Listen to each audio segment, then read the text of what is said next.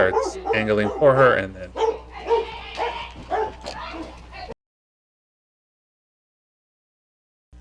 so we're going to start with the basics first, and we can already see the body language of the pit bull. It's already giving you vibes that it's just not very happy, and this isn't going to really end very well. So when I start playing the video, you can see the dog's positioning again. It sees the officer. It's, barking, warning her, stay away from me. I don't want anything to do with you. And I want to note too that you can see again, the video is sped up, so just, the dog's not moving that fast. But you could see the position of the dog. It's just trying to keep the officer away. Now, when watching the video, I really will say that the dog, it is aggressive, period. But there is an element of fear that's in the dog. So that kind of adds and plays to it as well. So, the dog's going and barking, positioning. You can kind of see right here the blood a little bit. I should say it appears that there's blood right there from the animals that it attacked. And again, the dog is completely just positioning itself, ready for a fight. The officer goes ahead and kind of just hanging around there, but you'll see in a second that the pit doesn't like it, and the dog starts angling for her, and then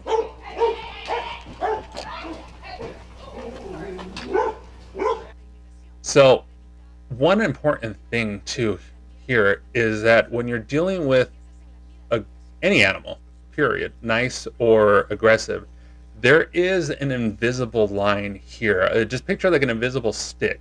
That's the animal's comfort level to you. So the really happy dogs, the ones that want everybody to be petting them, they have nothing, because you can get right up to them. They want you to pet them. They want to be with you. They want to hang out with you. But when you're dealing with dogs like this is that line, and this is the amount of spacing that this animal feels comfortable with. So you kind of have to keep that in mind when you're gonna try to capture the animal, because do you need a longer catch pole? Do you need to corner the animal? Whatever it's going to be. But playing that part again, you'll see when she starts moving just a little bit closer to him, about right there. Once she was kind of squaring up with the dog, again, she was really relaxed. Like, she wasn't like ready to go deal with it. As you'll see in a minute, she called for other animal control officers to come help her out there. But at that point, the dog just felt like, you're too close now. You're looking at me, so I'm going to go ahead and, fight. And the other part too here is where the catch pole's at. The catch pole has two grips, one here, one here.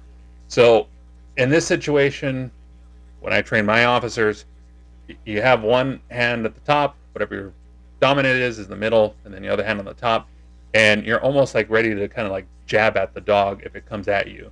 You get the most power out of it, and we're trying to correct the dog. We're not trying to hurt the dog on purpose. We're really just trying to correct it and say, stop doing what you're doing. And I think that would have kind of really taught the dog it shouldn't have done that. Like, it's like, kind of, it has to respect you. And it probably would have, see, because even in that second when she's not ready for it, which when you're already getting that close to the dog, you're 100% ready to go after the dog or fight with it.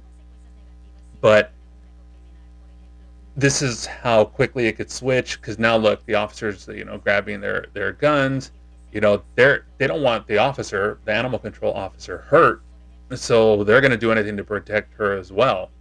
So, and again, it sounds like I'm ragging on her. Again, it all depends on where you were trained, how you were trained.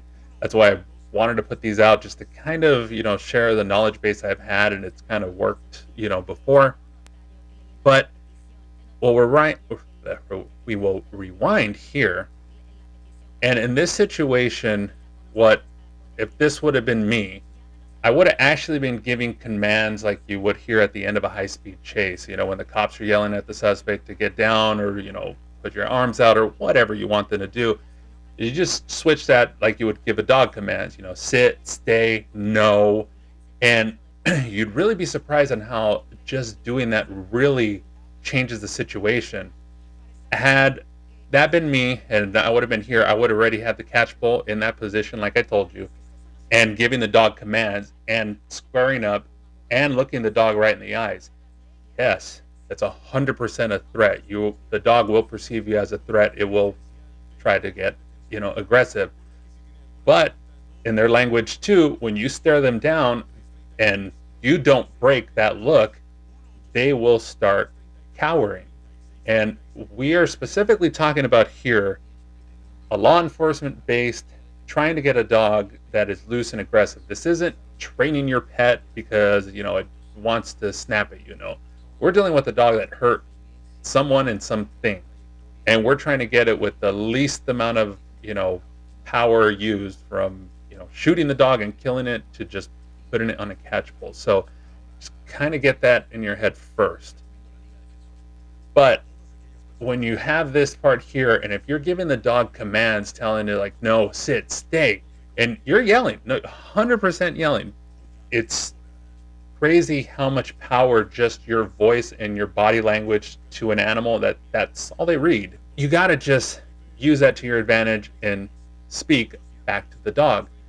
And that will go ahead and just stop the dog pretty much in its tracks. And I've seen it so many times when you're doing that, the dog will just start like cowering in its place and then it'll start peeing. And it is just insane that whenever you see a dog start urinating, that's it. The chase is over with, everything's over with. Yet that's your best chance ever to put your catch pole over the dog's neck and get it out of there. And I'm pretty confident that in this situation, I could have been yelling at the dog and commands and got it just to stay there and slowly just get the noose over the neck and grab it.